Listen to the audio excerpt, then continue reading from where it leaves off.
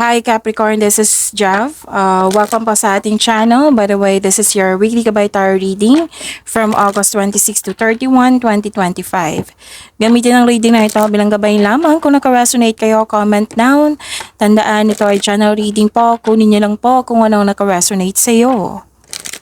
This is for you, Capricorn.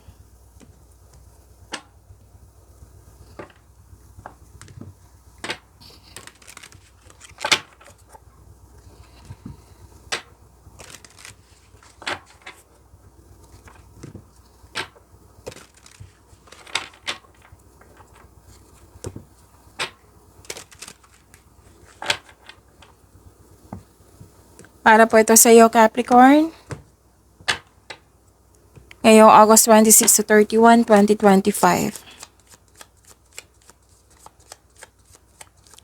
Maraming salamat po sa inyong patuloy na suporta, sa mga nag-donate, sa mga hindi nag-skip ng ads. Maraming salamat po.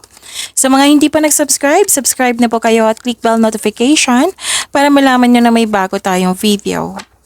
Para sa mga gustong magpa-reading, comment po kayo ng personal reading. Again, comment kayo ng personal reading and check my reply sa comment section.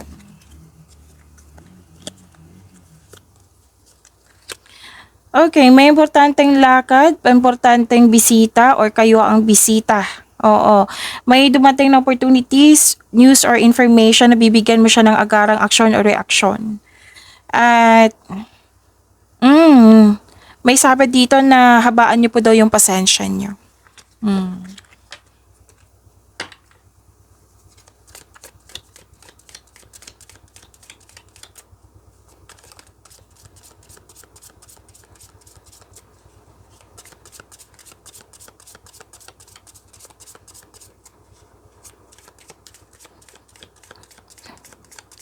Energy po ni Capricorn ngayong August 26 to 31, 2025. I need, okay?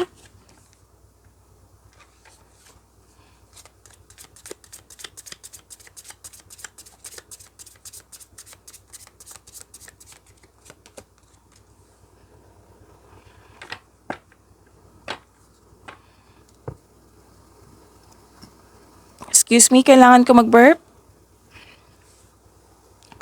Kung may napansin kayo na repeating message, lalo na sa mga bago dito, oo, kung may napansin kayo na repeating message, yan po yung pinupush ng course nyo po. Like for example, nanood kayo sa isang video reading nyo at video reading nyo dito, at may napansin kayo na repeating message, yan po yung pinupush ng course nyo na kailangan yung bigyan ng atensyon, solusyon at aksyon kung maaari po.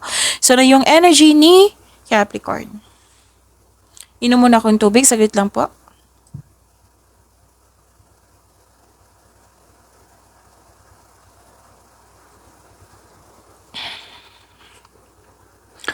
Possibilities, daydreaming. Oo, may nakita ko dito nagmuni-muni kayo. Nag-iisip ng mga plano, pangarap sa buhay. Nag-iisip ng mga desires sa buhay.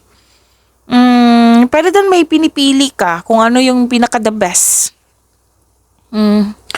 Okay, at maraming ideas dito eh. Ideas is a blessing ha. Oh, blessing from the universe yan. Gustong-gusto ko yung blessing na ganyan.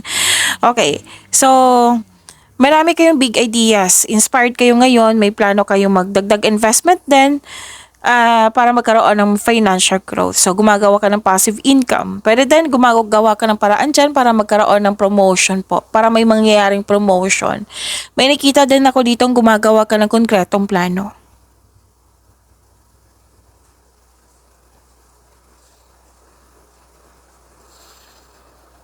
Dalawang card mismo nagsabi dito na malalim iniisip mo, you are making, creating konkretong plano, choices, future plan, o may ambisyon kayong, may ambisyon na ideyang gustong gawin. Okay? So, this card asks you na magawa ng plano para sa hinaharap, which is ginawa mo nga naman sa dalawang card na ito.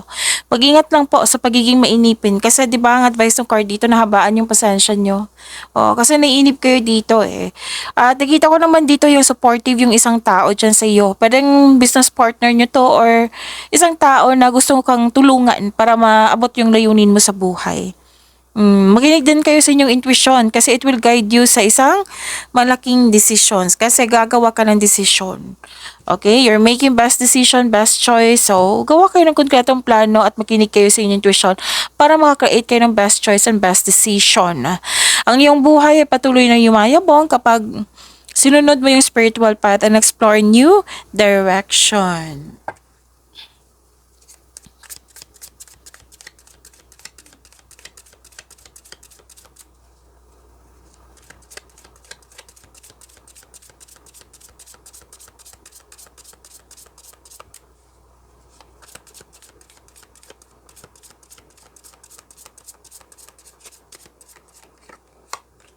This is about your career and money.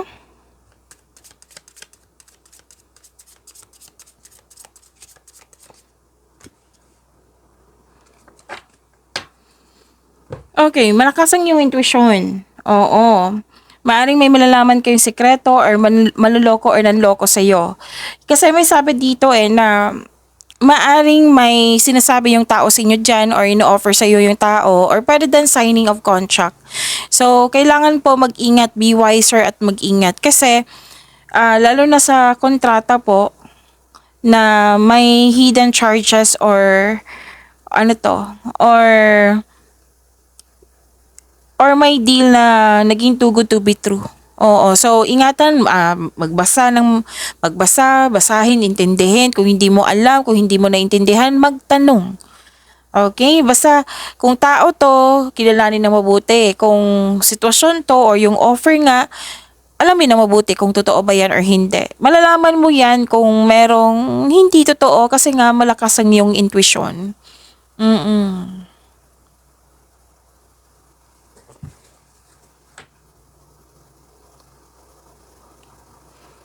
Okay. May sabi rin dito na may job offer or job opportunity na very excited ka kasi naka-align sa passion mo. And please know that you are very busy ngayong week na ito. So this card asks you to prioritize your task na may time management. Just make sure you can deliver on your promises. Kasi nakikita ko dito na may deadline, may umaasa na matatapos mo. Yan. So kailangan po ng time management. Para hindi din kayo ma-burn out, Capricorn.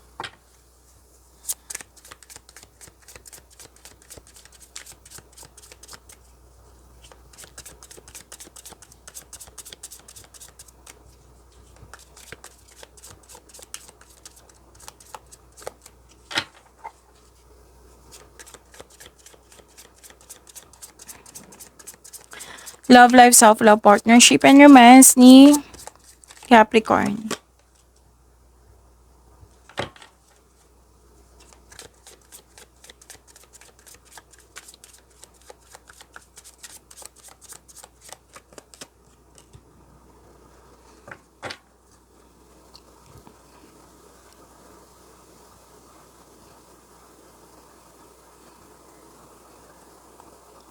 Okay. Sa mga may relasyon sa buhay mag-asawa, maalaga kayo sa inyong partner, maasahan kayong dalawa. Oo, magtiwala po daw kayo at magbuo kayo ng lasting partnership, sabi ng yung card. So, lahat kayo may panahon sa pamilya. Ang ilan sa inyo magbuo ng pamilya, gusto magbuo ng pamilya, nag-decide na, may nag-aalaga ng baby dito, may buntis, may nag-aalaga sa iyo ng mother figure, or di kaya fertility ito. Kung gusto nyong kung gusto nyo mabuntis, then kung pwede, kung maaari, oo, go mo. Kung ayaw nyo, then use protection. Lahat naman kayo dito, adult, oo, huwag kayong mag-alala. And, you have abundant in life, Capricorn. Masusunod yung gusto mo, yung decision mo, ideas mo, plano mo. Oo. At nakita ko dito na kampante ka sa kung ano ang sitwasyon kayo ngayon. Oo. At maaari din na may tao dyan na very supportive sa'yo, which is second card na nagsabi dito na malaki ang kanyang influence sa'yo. It might be this is a masculine energy, isang lalaki na malaki ang kanyang role sa inyong life ngayon. Oo, sa inyong week ngayon. Makatulong din siya na isa din siya sa makatulong sa iyo na mapalakasan yung confidence. Oo. So, nakikita ko naman dito na kontrolado yung emotion, kontrolado na yung situation, mas lumawak yung ambisyon mo sa buhay. You have personal power. Nagbi-build ka ng own rules dito eh. So, yun, pagamanin niyo po yung blessings sa binigay sa inyo. Capricorn, see you tomorrow. Maraming salamat po.